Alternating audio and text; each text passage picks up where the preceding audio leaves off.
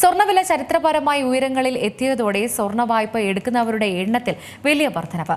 പണയ സ്വർണ്ണ മേഖലയിൽ തട്ടിപ്പുകൾ വർദ്ധിക്കാൻ സാധ്യതയുണ്ടെന്ന് all Kerala gold and silver merchants association മുന്നറിയിപ്പ് നൽകി.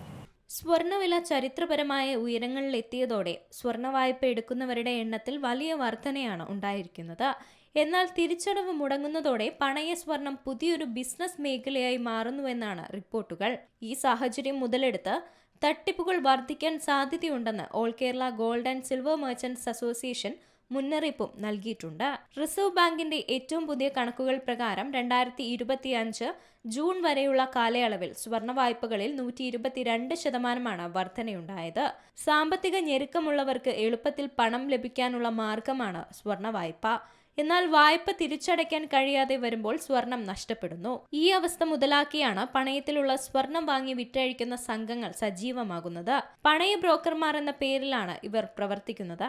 ബാങ്കുകളിൽ നിന്നോ പണയ സ്ഥാപനങ്ങളിൽ നിന്നോ കുടിശ്ശിക ഒറ്റത്തവണയായി അടിച്ചു തീർത്ത് ഇവർ സ്വർണം വാങ്ങുന്നു. പണയപ്പെടുത്തിയവർക്ക് വായ്പയും പലിശയും തിരിച്ചടയ്ക്കേണ്ട ബാധ്യതയും ഒഴിവാകും.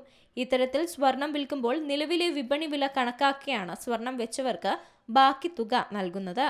കടമുറികളോ ശരിയായ രേഖകളോ ഇല്ലാത്ത ഇത്തരം സംഘങ്ങൾ ഫോൺ നമ്പർ മാത്രമുള്ള പോസ്റ്ററുകൾ പതിച്ചാണ് ഉപയോക്താക്കളെ ആകർഷിക്കുന്നത്. പഴയ സ്വർണം എടുക്കാനും പണയത്തിലുള്ള സ്വർണം തിരിച്ചെടുക്കാൻ സഹായിക്കാമെന്നും പറഞ്ഞ് വിശ്വസിപ്പിച്ചാണ് ആളുകളെ ഇവർ വഞ്ചിക്കുന്നത്. മറ്റു സംസ്ഥാനങ്ങളിൽ നിന്നുള്ള തട്ടിപ്പു സംഘങ്ങളും മോഷണ സംഘങ്ങളും ഇത്തരത്തിലുള്ള റാക്കറ്റുകൾക്ക് പിന്നിലുണ്ടെന്നാണ് AKGSMA പറയുന്നത്.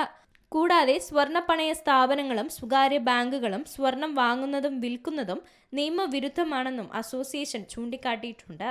ഇത്തരം തട്ടിപ്പുകളിൽ പെടാതിരിക്കാൻ പൊതുജനങ്ങൾ ജാഗ്രത പാലിക്കണമെന്നും അധികൃതർ നിർദ്ദേശിച്ചിട്ടുണ്ട്.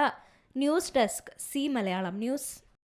ഏറ്റവും പുതിയ വാർത്തകളും വിശേഷങ്ങളും വിരൽ തുമ്പിലറിയാൻ സി മലയാളം ന്യൂസ് എല്ലാ ഡിജിറ്റൽ പ്ലാറ്റ്ഫോമുകളിലും ലഭ്യം.